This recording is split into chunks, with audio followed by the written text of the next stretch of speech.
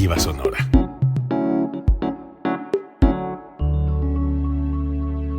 Código Libre.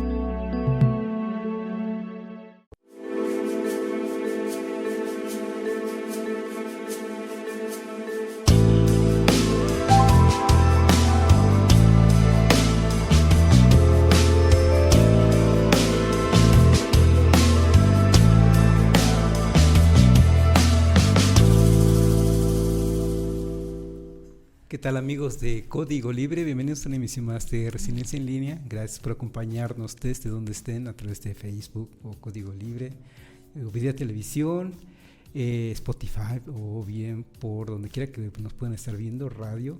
Muchas gracias por acompañarnos. Hoy le doy la bienvenida por primera vez a alguien que tenía muchas ganas de que vinieras hace ya mucho tiempo. Este programa tiene 4 años. Gracias, y Carlos. morí de ganas que vinieras. Itzel Arismendi, ¿cómo estás? Muy bien, muchas gracias, Carlos. Gracias por la invitación. Ya ves que hay prioridades y creo que había temas para ustedes más importantes. No, más bien Sí. me da pena invitarte porque sé que estás muy ocupada, y a pesar de que siempre estás muy ocupada, me consta, y que puedes tener mucho estrés porque tienes varios cargos encima o a cargos importantes, siempre estás de buenas, muy de buenas, siempre estás sonriente. Gracias. Aunque estás saturada de trabajo, no pareciera, porque siempre tienes la mejor cara. Entonces, o nos dices tu forma de llevar la vida o el secreto, o nos das el número de tu psiquiatra o ¿cómo le haces? Porque siempre estás de muy buen humor. Gracias, tener pasión por lo que haces. Y eso se transmite y haces sentir bien a la gente, es parte de... Yo creo que te buscan muchas personas y es porque los haces sentir bien. Gracias. Y bueno, te invitamos para que platiquemos ya después de superada la emergencia. Quizá esa sería una de mis primeras preguntas. Si ya podemos decir que superamos la emergencia, si ya no hace falta vacunarse. Son preguntas generales que ahorita se me vienen a la mente, además de otros temas que tú nos vas a platicar. Siempre aprovechamos al invitado y su perfil para preguntar unas cositas de más. Claro, ahorita se me vienen a la mente algunas cosas como esto de ya superamos la emergencia sanitaria de COVID o por COVID-19. Si ya no hace falta vacunarse, porque ya de repente escuchas a personas, yo no me voy a vacunar porque no hace falta, porque ahora ya nada más es como una gripa más. Sí, las vacunas todavía se encuentran en el sistema de salud público, porque ahora ya están vendiendo privadas. Sí. Una cosa de 800 pesos promedio, es un precio accesible, me parece, pero si se pueden tener todavía acceso al sistema público, yo creo que es también una gran alternativa para muchas personas, para un amplio sector de las personas. Bueno, muy buenas preguntas, aunque fueron como 8 preguntas al mismo tiempo, pero definitivamente COVID llegó para quedarse. Es algo que no se va a ir ya. Irán cambiando, irá mutando el virus, como pasó con la influenza. Si tú ves, cada año nos vacunamos contra influenza, ¿no? Porque a pesar de que es el virus, tiene mutaciones que obligan a adquirir nosotros una nueva inmunidad a través de las vacunas. Lo mismo pasa con COVID. Las vacunas actuales que están en el sistema de salud pública no protegen contra la variante actual. Cuando iniciamos con COVID, ahora ya se vio, ya hay forma de medir. Una vacuna te da inmunidad por 6 meses. Entonces, a los 6 meses hay quien dice, ay, pero todavía me tengo que vacunar si yo llevo como 5 vacunas. Pues sí, pero si la última vacuna te la pusiste hace un año, te tienes que volver a vacunar. Para la variante actual, la única vacuna que te protege es va a sonar a comercial, pero es la vacuna monovalente de Pfizer. Esa es la que están vendiendo de manera privada. Tú me dirás, bueno, pero el sistema de salud pública tiene otras vacunas. Es como si yo te dijera ahorita que te pongas la vacuna de influenza que se creó en 2018, ¿no? Las vacunas que hay en el sistema de salud pública actualmente son vacunas que fueron probadas con la forma del virus previa. no la actual. No Okay. se ha ido actualizando y por esa razón no te provee inmunidad, ¿no? Ok. No sé si tú sabes, bueno, ahora Pfizer está vendiendo su vacuna Sí, a un precio, insistiría yo, accesible. Si la podemos adquirir, hagámoslo. sí. Y esta vacuna de última generación, digámoslo así, también lo están vendiendo al sector público. ¿El gobierno de México puede comprar esa vacuna para tenerla actualizada? Podría, pero el hecho de que se haya permitido su venta ya es un beneficio, ¿no? Antes, quien no la tenía a la mano, quienes podían viajaban fuera del país para aplicársela, pero es algo que no todo mundo puede hacer. Y el hecho de que ya la tengamos en el país, aunque lleve un costo, implica una gran ventaja para toda la población. Okay. Respecto a lo que me decías, y ya pasamos la emergencia, ¿no? Te digo que COVID llegó para quedarse y desafortunadamente es esporádico, pero hay formas graves todavía, entonces hay que protegerte porque no sabemos, es una rueda de la fortuna y no sabemos en qué momento no te pasa algo, en qué momento por la mutación te puede pasar. Ok, entonces ¿verdad? A seguirse vacunando, a seguirse cuidando. Y seguir cuidándose con espacios cerrados, en los espacios cerrados, mantener sana distancia, uso de cubrebocas en instituciones de salud es lo ideal, ¿verdad? Lavado de manos, se demostró que el lavado de manos es la mejor forma de protegerse, ¿no? Okay. El virus se transmite por sudor. Itzel, me emocioné y fui directo a las preguntas. No te presenté debidamente. Eres médico internista. Médica Gracias. internista. ¿Está correcto decir médica internista? Médica o médico, ¿Sí? es correcto. Ok. Sí. Y entonces sabes muy bien, porque además te tocó atender los casos COVID en el hospital en donde te desenvuelves día con día.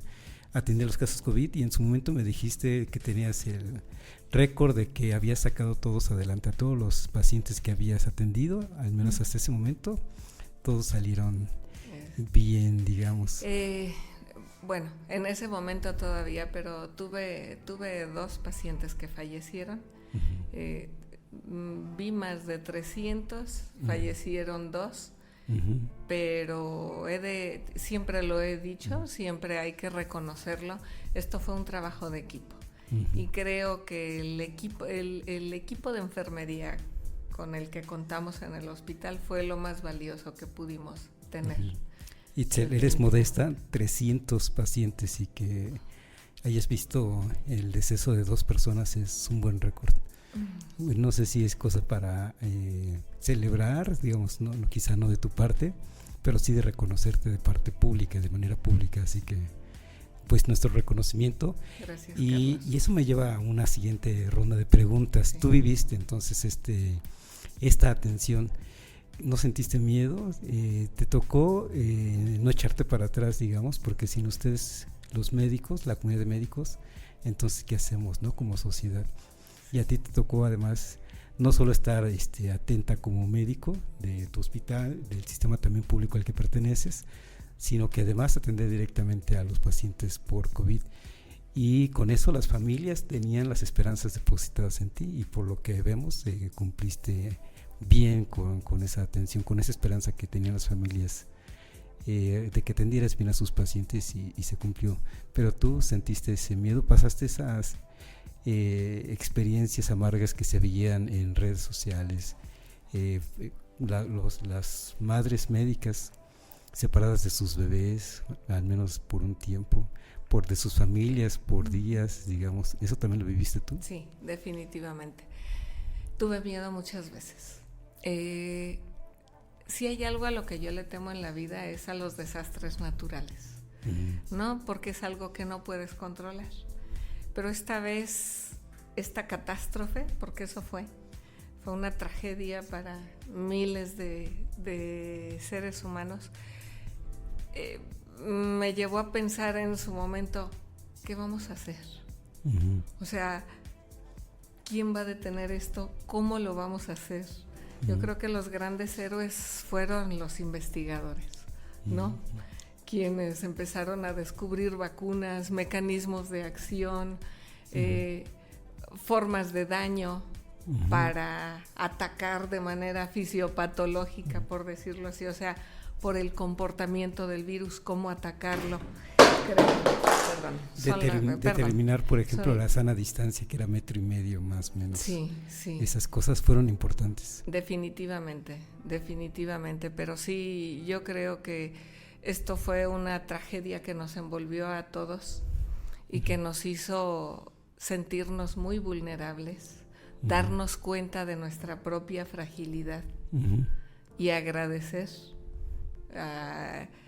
a nuestra fe para permanecer, ¿no? Y digo nuestra fe porque uno tiene que aferrarse a lo que más quiere en ese momento para mantenerse fuerte. Es que, insisto, si a ustedes los derrumba el pánico, entonces ¿en qué quedamos el resto de la sociedad? Y a ustedes los mandaban, hablando en comunidad, también por brigadas, a ir a sitios en donde hacía falta los médicos. Sí. Y fue que incluso llegaron médicos cubanos al país a ir a los lugares donde se necesitaba. En fin, sí fue un momento de angustia para toda la población, y por eso la pregunto para ustedes. Y me acuerdo de lo voy a contar ya a manera de anécdota. Sí.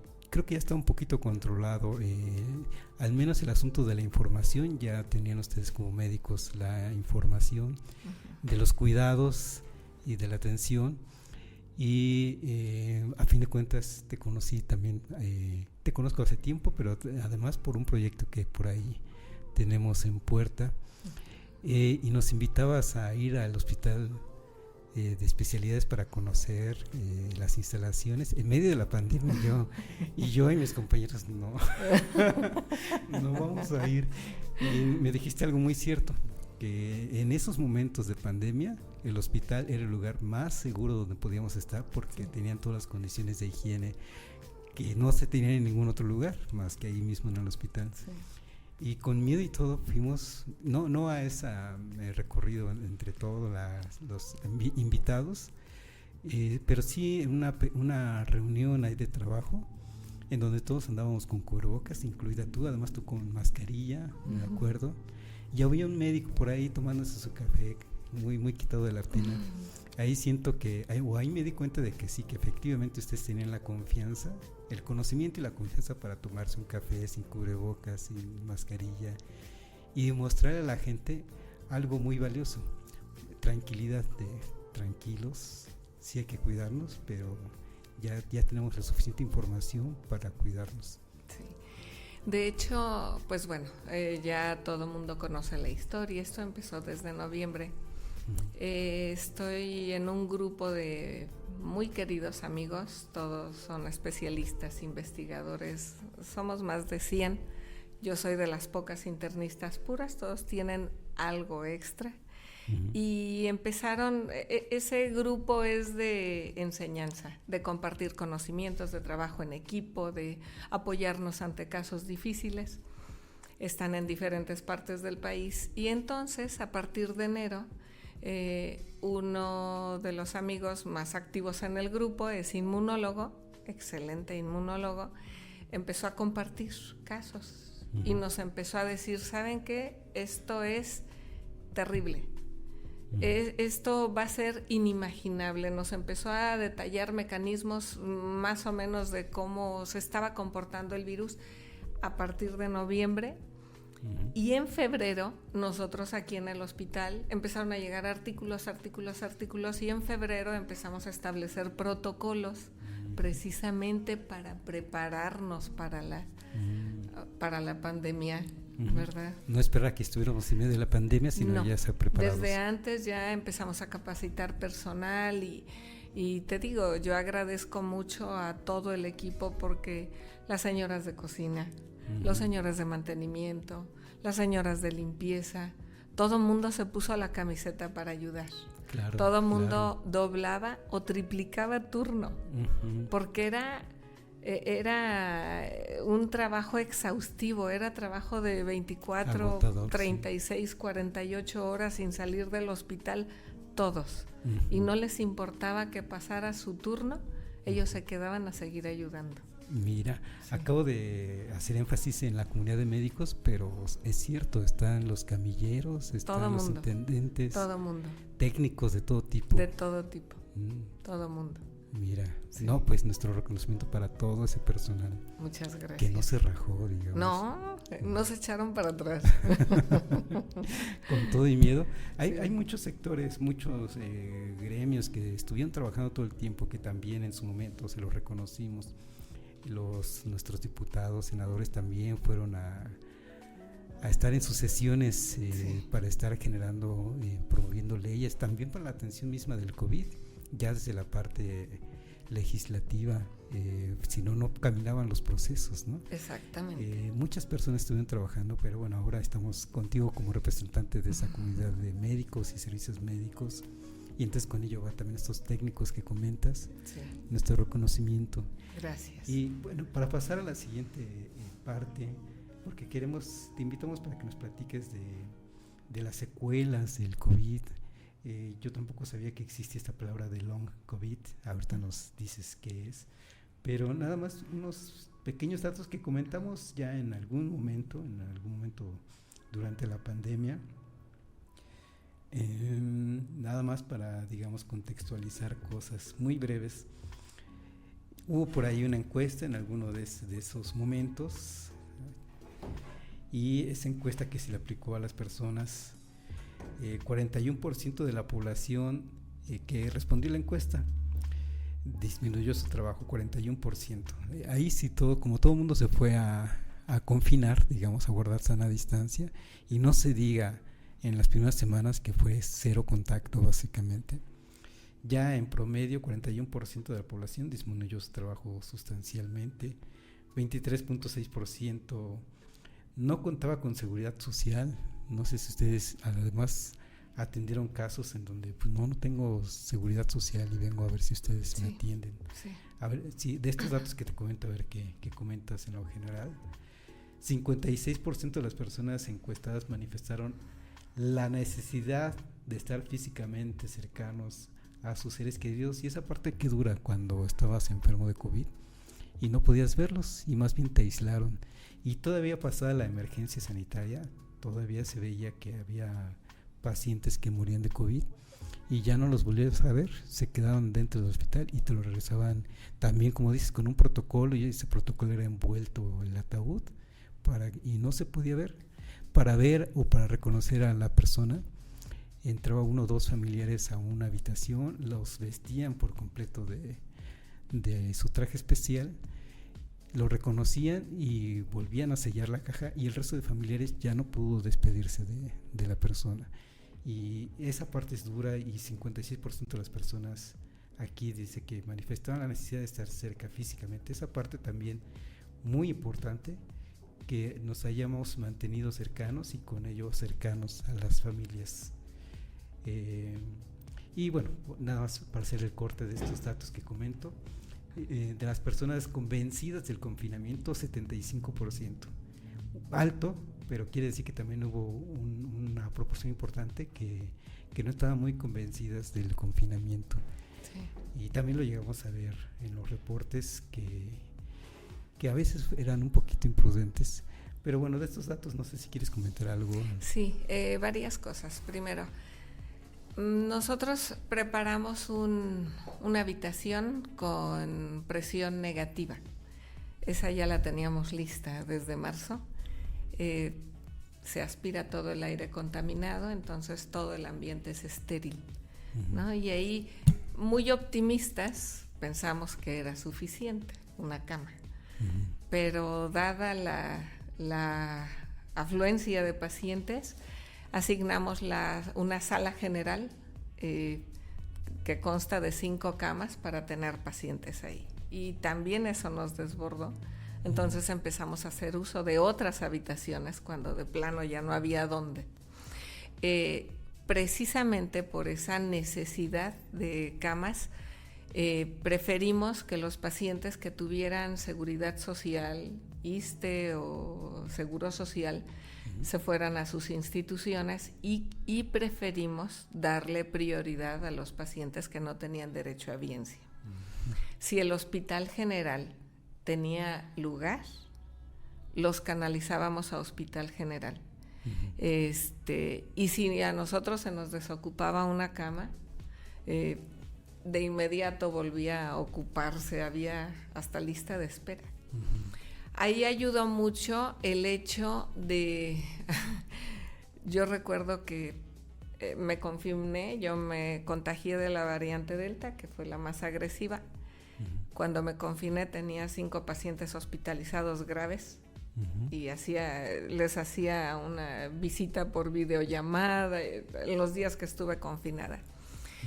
Y recuerdo que un día me sentí mal, dije, tengo COVID, me encerré, avisé, le avisé a mis contactos para que se hicieran prueba y dejé sin revisar mi celular todo un día. Y al día siguiente en la noche que abro mi WhatsApp, no lo voy a olvidar. Que ahorita está por allá. Tenía 937 mensajes de pacientes que no conocía. Alguien tuvo a bien publicar mi número de celular. Entonces tenía 937 mensajes de pacientes, uno comprende, desesperados por información, por qué hacer, cómo llevar. Entonces mi confinamiento fue más llevadero, sabiendo que podía apoyar a los demás, ¿no? Ajá. Y yo dije, bueno, si voy a estar confinada, aunque sea voy a ver una peliculita, ¿no? No, empezaba a las 6 de la mañana y terminaba a las 10 de la noche. Pero atendiendo mensaje por mensaje. Sí. No dijiste, están preguntando lo mismo, voy a hacerles un audio para todos. No, porque se trata, era nuestra labor. Ajá. Como médicos, o sea, yo pienso que lo peor que se puede intentar en momentos así es el lucro. Definitivamente, yo creo que ahí es donde entra la vocación y dejas a un lado el interés, claro, ¿no? Definitivamente. Entonces, contestaba todos los días 800 mensajes, 600, era terrible. A mí eso me daba mucho miedo, no tanto por la cantidad de preguntas, sino ¿qué les va a pasar? ¿No? ¿Dónde? ¿Cómo los acomodamos? Era terrible, terrible. Sí. Todos los días. Oye, y tan terrible, y también siguiendo con algunos datos de esta encuesta, pues no faltó la depresión, la angustia, desánimo. 51.4% mostró desánimo y depresión y 59.6%, básicamente 60%, angustia y preocupación. Estaban por esos emociones pues muy desfavorables también para la salud. Estás enfermo de COVID y luego presentas estos cuadros. Sí. Qué duro. En la habitación que dejamos con presión negativa, precisamente a propósito de lo que decías de esa sensación de no haberte podido despedir de tus seres queridos, dejamos una mampara, un cristal, y media hora en la mañana, media hora en la tarde permitíamos a los familiares, obvio que de uno por uno, visitar a los pacientes, a su paciente. Y en la habitación teníamos televisión, refrigerador, aire acondicionado, les poníamos las puntas del oxígeno largas para que pudieran caminar en la habitación, fueran al baño, o sea, intentábamos, aunque eran pacientes graves, pero los que teníamos ahí, pero intentábamos de alguna manera rehabilitarlos pronto. Y eso de tratar de mantenerles un ambiente lo más apegado a una vida normal, creo que nos ayudó mucho para que salieran adelante. El ver a su familia. De hecho, nosotros empezamos, y creo que otras instituciones empezaron a hacer lo mismo, y digo, qué bueno. Les pedíamos que les llevaran un celular o una iPad o por donde pudieran ver al resto de la familia y el tiempo que quisieran estar en contacto con ellos. Eso nos ayudó bastante.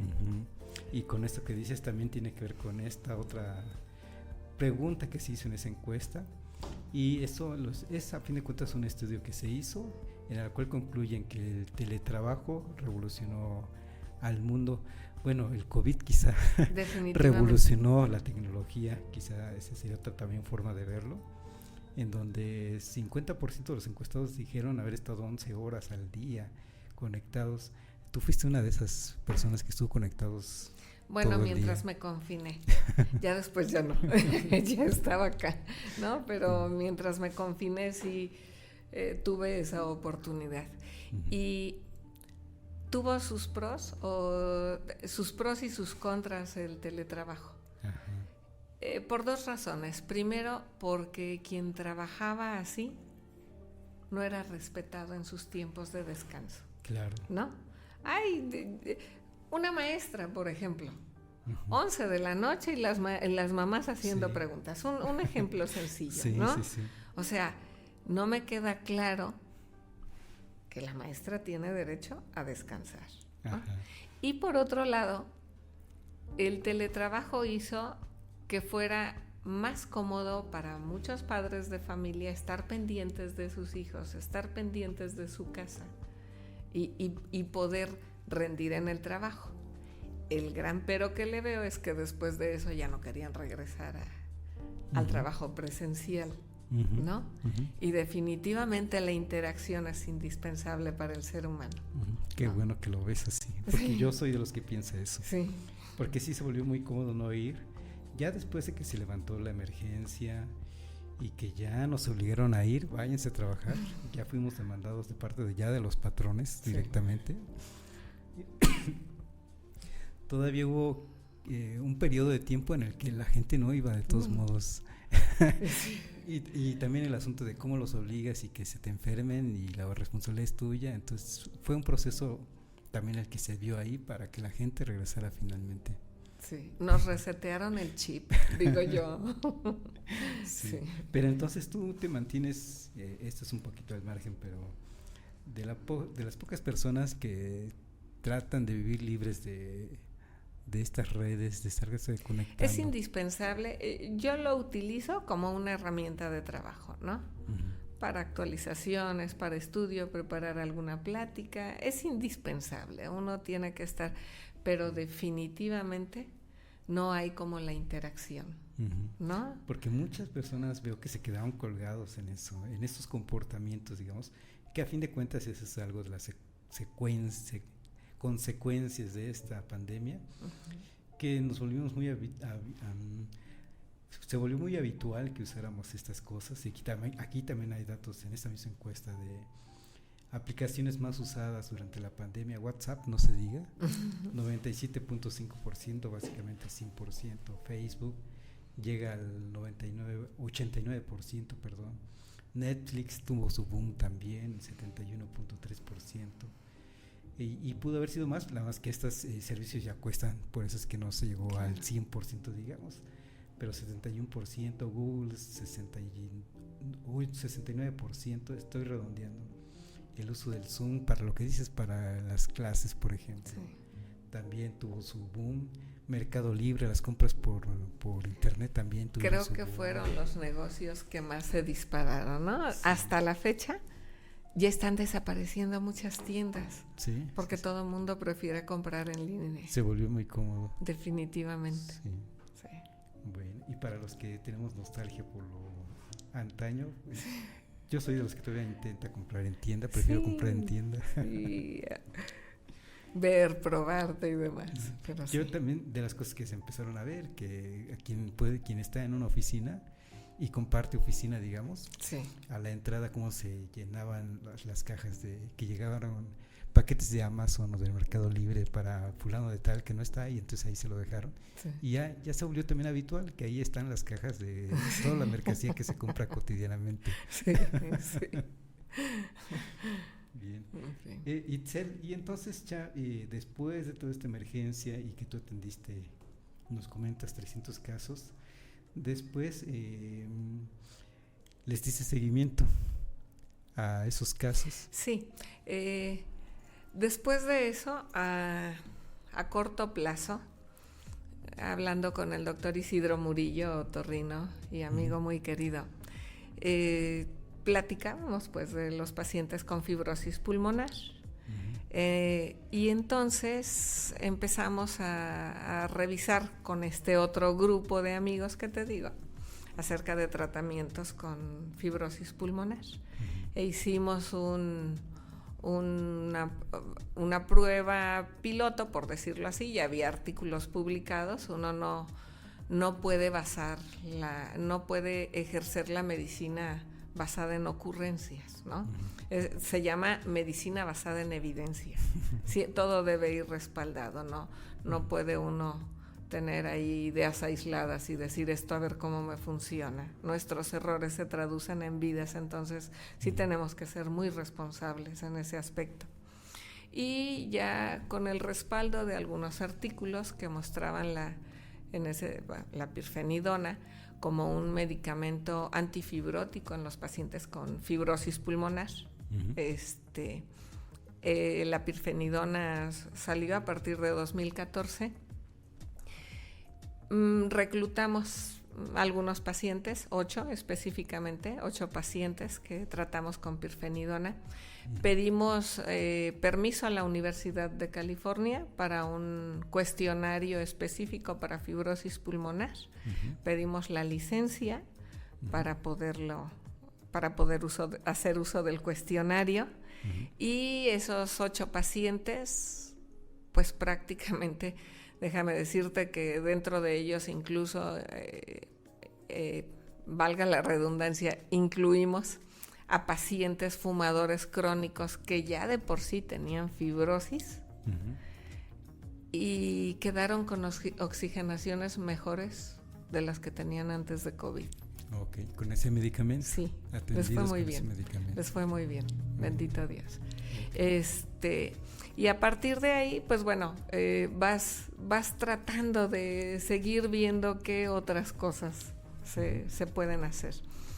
Y fue lo que platicábamos hace unos días, fue donde surgió lo de la inquietud del long COVID, del COVID largo, que es una causa común de pacientes que solicitan consulta, precisamente, el COVID largo.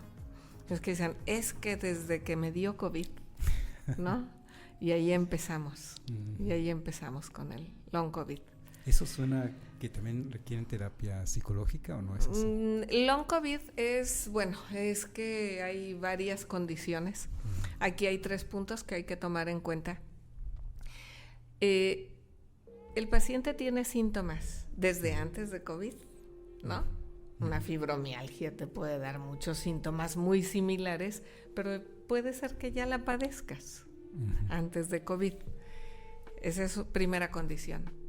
Segunda condición, el paciente tenía síntomas antes de COVID, pero empeoraron y persisten peores después de COVID, después de haber tenido COVID. Y tercero, síntomas que aparecieron hasta 2 meses después de haber tenido COVID y que, de acuerdo a la Organización Mundial de la Salud, y que hayan estado en un radio de 3 meses desde que se tuvo COVID, ¿no? Entonces, primero tiene uno que establecer, ¿ya estaba enfermo? ¿Se enfermó a partir de COVID? ¿O fue semanas después de COVID? Porque no es lo mismo esos puntos, y además otro que es por ataque directo del virus. Ahorita te diré las causas del long COVID, que se llama secuelas postagudas de SARS-CoV-2. Ese es por daño directo del virus, ¿no?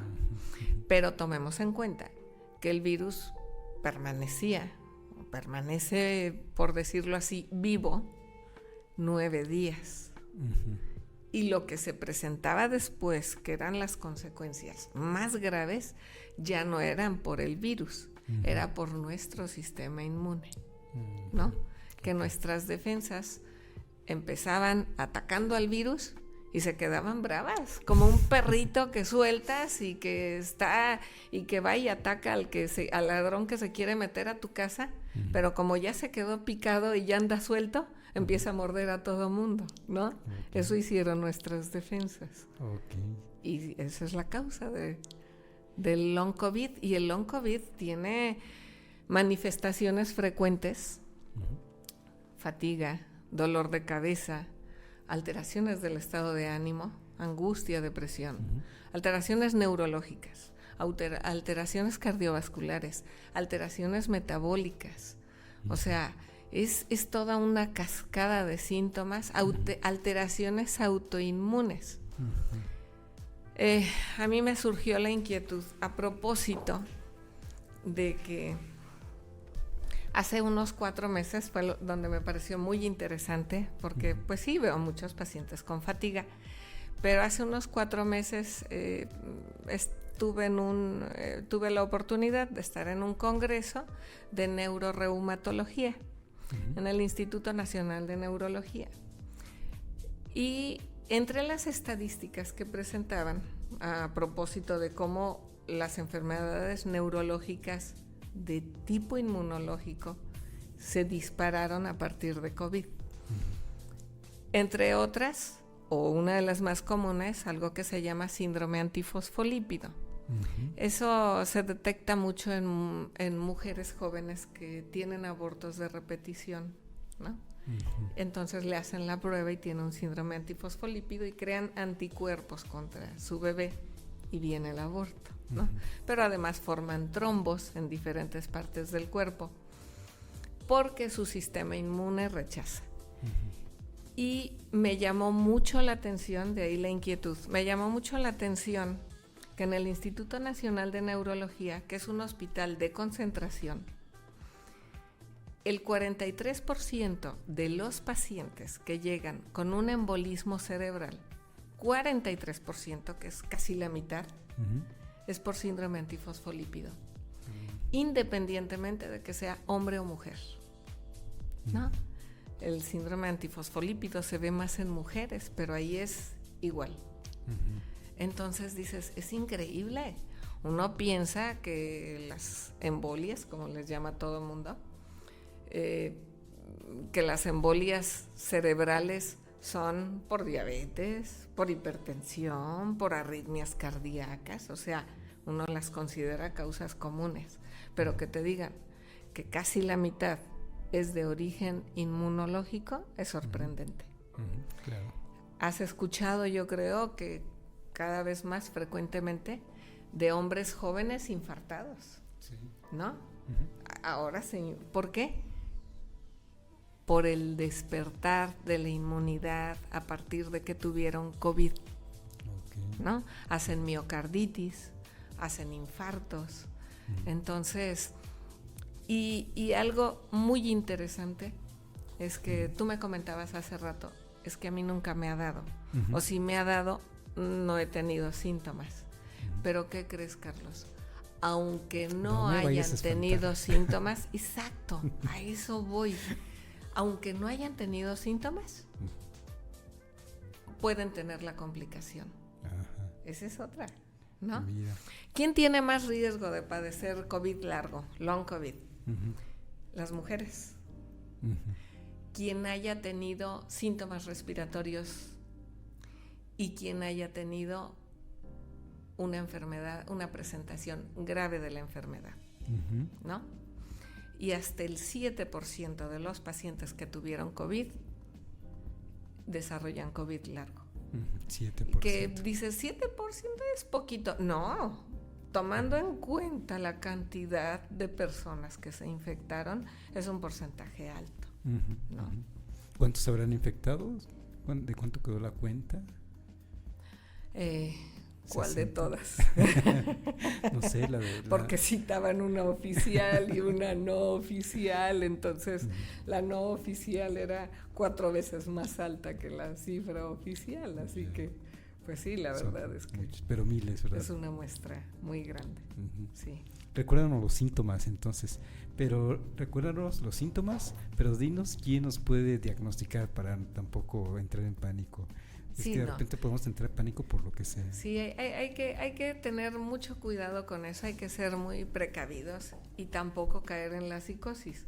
A nosotros como médicos nos pasa mucho, ¿no? En medicina hay un dicho muy común que dice, para hacer un diagnóstico tienes que pensar en él.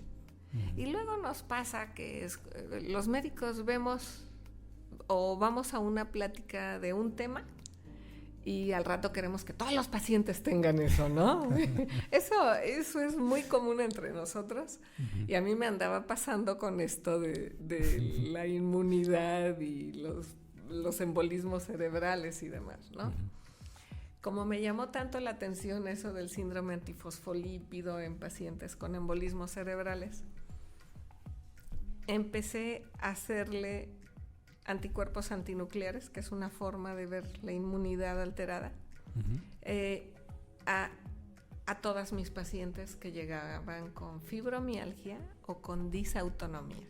Rápidamente te digo, quien la padece sabe exactamente qué es, pero en una forma sencilla. Fibromialgia es dolor generalizado, fatiga crónica, asociados a dolor de cabeza de tipo tensional y problemas digestivos, ¿no? La fibromialgia es una disautonomía. ¿Qué es la disautonomía? Es una mala regulación del sistema nervioso autónomo. El sistema nervioso autónomo, como el nombre lo dice, regula las funciones no conscientes, las vegetativas. Frecuencia cardíaca, temperatura corporal, movimientos del tubo digestivo, presión arterial. Así que les pongo mucho el ejemplo a mis pacientes y de repente les resulta gracioso, pero es muy cierto. Le dio diarrea del susto, ¿no? Esa es una disautonomía. O como decía un maestro mío, yo se lo digo mucho a mis pacientes, cuando estaba en la facultad, que ya llovió,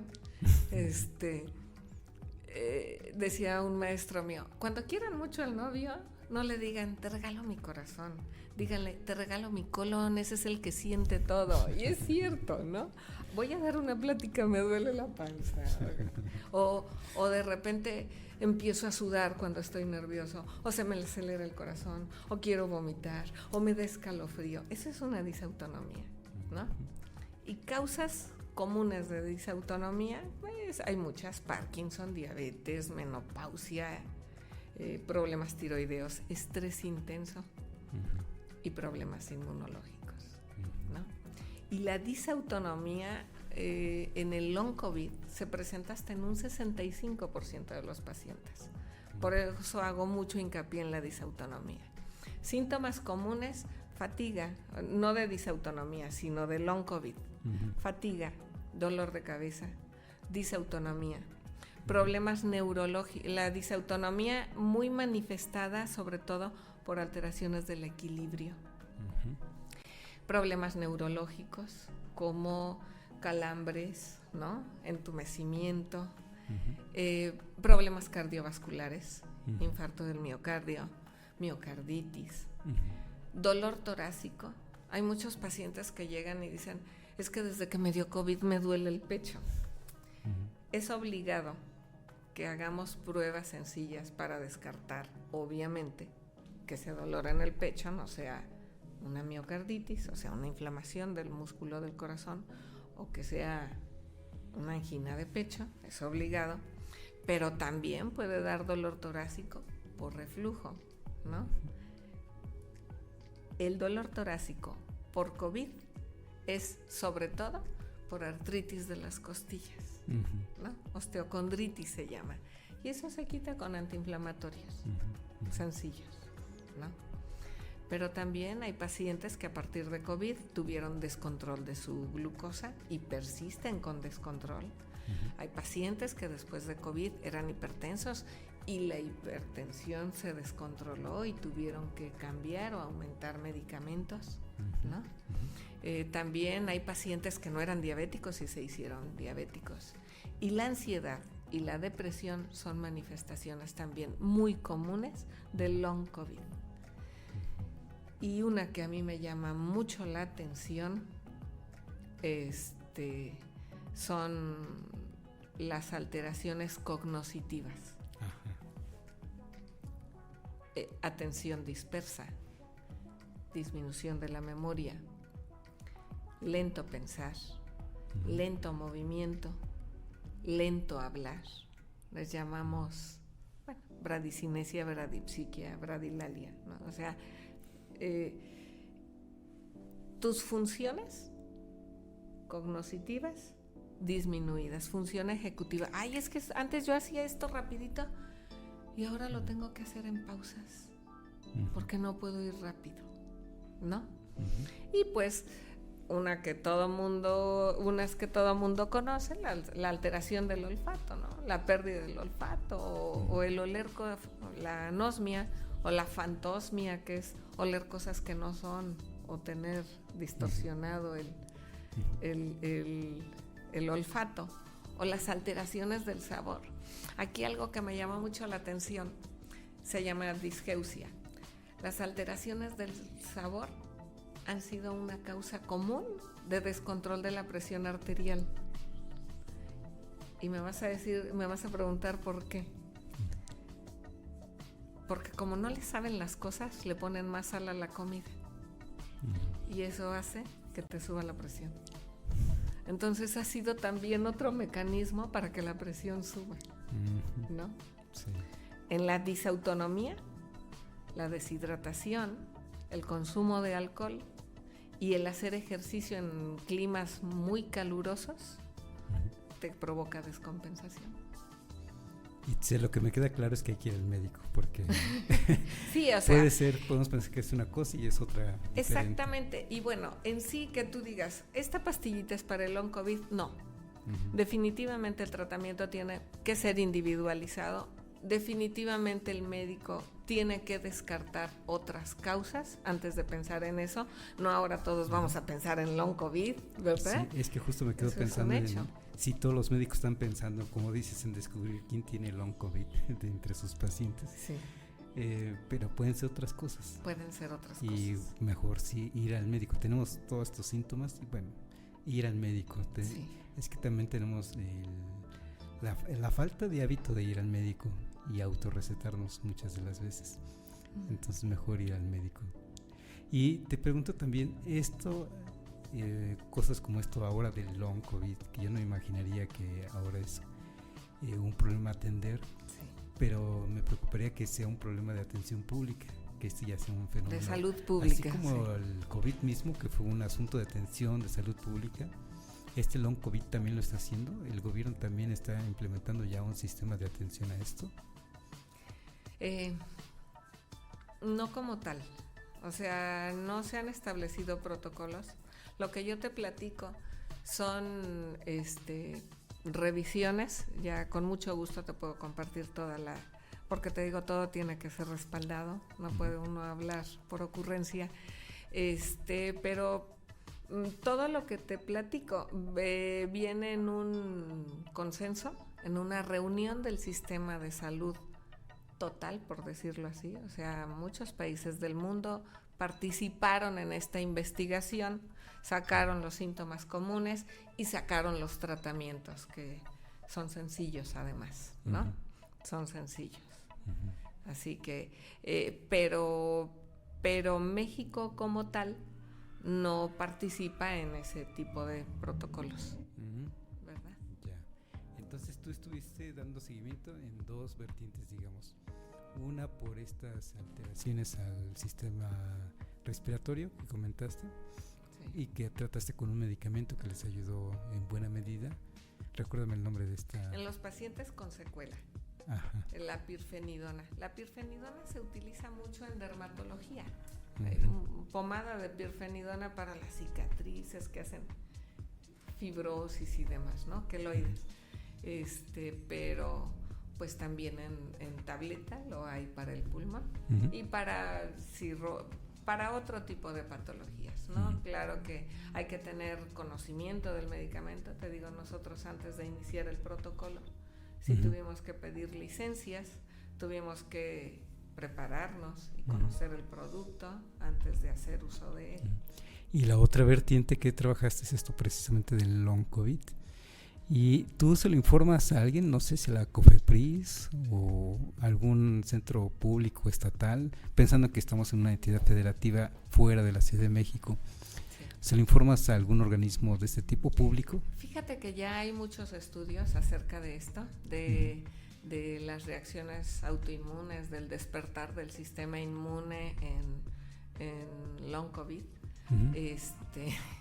Hablando en este grupo de amigos, que te digo, están en varios estados, el inmunólogo, que es así como que la estrellita del cuento, uno de los inmunólogos es así muy entusiasta para esto, es mi ídolo, Miguel Ángel Álvarez. Le dije, ¿tendrás alguna revisión de...? Eso fue antes de que tú y yo platicáramos acerca de venir al programa. Le dije, fíjate que estoy interesada en esto, ¿me puedes compartir algo de información? Y dice, bueno, aquí te mando tantito. Y me manda 15 artículos de revisión, ¿no? Y después de esos 15 artículos, ayer precisamente dice, aquí tengo otros 10 más. Dije, no, entonces sí hay mucho. Sí, lo que sí, a propósito, bueno, yo me jubilé hace un año del sistema de salud, pero que se tomen medidas no precisamente, pero sí se considera.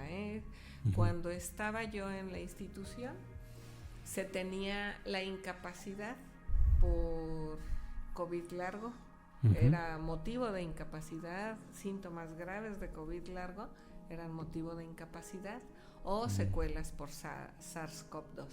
Está, eso sí, establecido el concepto como causa de incapacidad en la institución, eso sí. Para eso sí se han tomado medidas. Pues no he escuchado a ninguna persona común y corriente preocupado por esto del long COVID, hasta ahora que tú me lo presentas como médica. Entonces, no sé si esto nos debe de preocupar o relajarnos. Relajarnos. Muchas veces, y a veces eso es bueno, aliviarnos con el remedio de no te hago caso, ¿no? O sea, la mayoría de las veces, ando así, pero se me va a pasar. Pero es bueno que las personas sepan que en un momento dado, si tienen la duda o si tienen el malestar y piensan que es normal, quizá puedan tener un tratamiento que habitualmente son muy sencillos, muy accesibles y pueda volver a estar bien. Te pongo un ejemplo que no tiene que ver con COVID, pero tiene que ver con la percepción. Hace años llegó un señor enojado a la consulta. Venía con 3 hijos y un hombre de unos 68 años.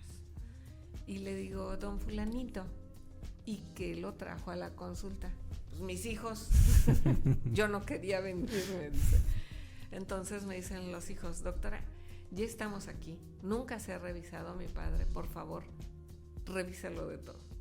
Le pedí algunos análisis, lo más sencillo, y salió con todo disparado a niveles que yo nunca había visto, ¿no? O sea, fue la primera vez que yo vi casi 4,000 de triglicéridos en un paciente, que vi 1,200 de colesterol, 600 tenía de glucosa, eso sí ya había visto más altas, pero 600 de glucosa, la presión en el cielo, todo mal. Entonces le dije, mire don fulanito, idealmente usted debería estar hospitalizado, pero de por sí costó trabajo que viniera a la consulta, le voy a dar tratamiento y nos vamos a ver en un mes. Está bien. Al mes llegó, traía otro color, venía risueño, es más, iba solo a la consulta, ¿no? ¿Qué pasó, don fulanito? ¿Cómo se yo? Dice, ahora sí me siento bien. Y le digo, pero usted se sentía bien, o sea, usted vino porque lo trajeron sus hijos. Dice, no doctor, lo que pasa es que ya me había acostumbrado a vivir mal. Y a eso voy con esta anécdota. No debemos acostumbrarnos a vivir mal. Dicen por ahí que a Dios rogando y con el mazo dando, ¿no? Uno tiene que hacer el extra para tener bienestar.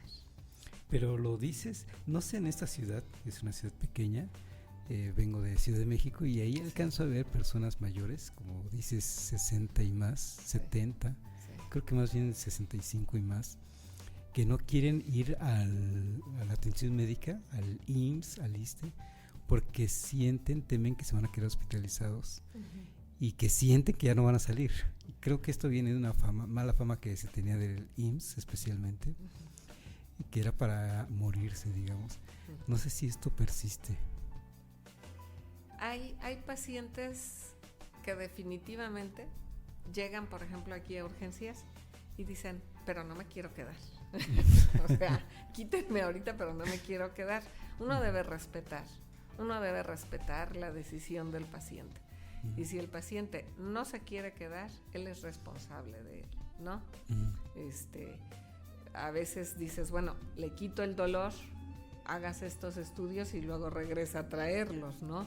Pero en ese aspecto no debes tratar de persuadir, digo yo, cuando el paciente ya tiene una decisión tomada. O sea, definitivamente uno siempre debe respetar la voluntad del paciente y de la familia. Ya, bien. Itzel, pues nos quedan 3 minutos nada más. No sé si tú tienes otra cosa que comentar, pero preguntarte qué sigue ya con esto que tienes trabajado clínicamente hablando. Bueno, te digo, algo que tengo que confesarlo. Empecé a todos mis pacientes con disautonomía que tenían el antecedente de COVID. Les empecé a hacer prueba de inmunidad, ¿no? Y todos me salieron con títulos muy altos. Bueno, ahorita llevo unos 20 pacientes, pero es importante saber que hay un estudio muy sencillo que se llama PCR y muy barato, que si está alto, sí hay que seguir con las pruebas de inmunidad y considerar tratamiento. Pero si la PCR está negativa, aunque las pruebas de inmunidad previas hayan estado muy altas, no hay nada que temer, nada más hay que vigilar, pero no hay que dar tratamiento. Eso es importante, porque luego dice uno, ay, este estudio está bien alterado, le he de dar algo. No, puede salir peor el remedio que la enfermedad. Y bajo esa premisa, por eso es importante que sí sean revisados por el médico, para que el médico tome la decisión. ¿Sí? Y nada más para hacer una recomendación también general, ¿cada cuándo habría que revisarse con el médico? De manera general. Eso lo dividimos por grupo de edad, ¿no? Obviamente, si tú tienes antecedentes, los antecedentes cuentan, ¿no? Si tienes antecedentes de cáncer o de alteración de la inmunidad, ¿no? Diabetes, hipertensión, pues sí habrá que hacer una revisión cada año. Pero, por ejemplo, en los hombres, a partir de los 45 años ya hay que hacer una batería de estudios específica. En las mujeres, a partir de los 35. Y cuando llegas a los 50 va aumentando esa batería. Cuando llegas a los 60 también. O sea, va cambiando el tipo de estudios que tienes que hacer. Idealmente, una vez al año está bien, a menos que ya tengas una enfermedad conocida que amerite atención. Y dependiendo del control de esa enfermedad, será la frecuencia con la que tienes que ver al médico. ¿Verdad? Bien. Itzel, pues se nos acabó la hora, se nos fue muy rápido. Muy rápido. Porque gracias. Te digo, tienes ese don de estar contenta, transmitir buena energía, buena vibra, comunicar lo que lo conoces muy bien, lo dominas, vamos. Gracias, se ve que eres, que las personas que están en tus manos están muy bien cuidadas. Espero. Es pensar siempre que los pacientes confían en sus médicos. Definitivamente hay que pensar que un médico se prepara para cuidar vidas. Entonces, los pacientes deben ir al médico con esa confianza. Se trata de confianza, ¿verdad? Sí. Itzel, pues te vamos a agradecer que hayas estado con nosotros, de verdad. Un gran honor, un privilegio haberte tenido aquí en Código Libre. Sé que es la segunda vez que estás aquí en Código Libre. Sí. La primera vez, además, creo que entrevistada por otro colega médico Sí, tuyo. por el doctor Jesús Martínez, Ajá. acerca de COVID. Ahora vimos el post, ¿qué pasó después? Sí, sí. Gracias, Gracias, Itzel. Carlos. Buenas noches. Y amigos, gracias por habernos acompañado. Fue Resiliencia en Línea a través de Código Libre. Muchas gracias a Felipe, a Gerardo. Y pues vamos a dedicarle el programa a Jaime, un colaborador que estuvo hasta hace poco. Siempre hizo lo posible porque salieran bien las cosas y lo hizo muy bien, muy profesional. A Jaime le mandamos un saludo desde donde esté, le deseamos éxito en lo que venga y le damos la bienvenida a Carla, también en producción. También hoy me la presentaron y bueno, esperemos seguir trabajando para ustedes y nos estaremos viendo en una próxima ocasión. Gracias. Buenas noches.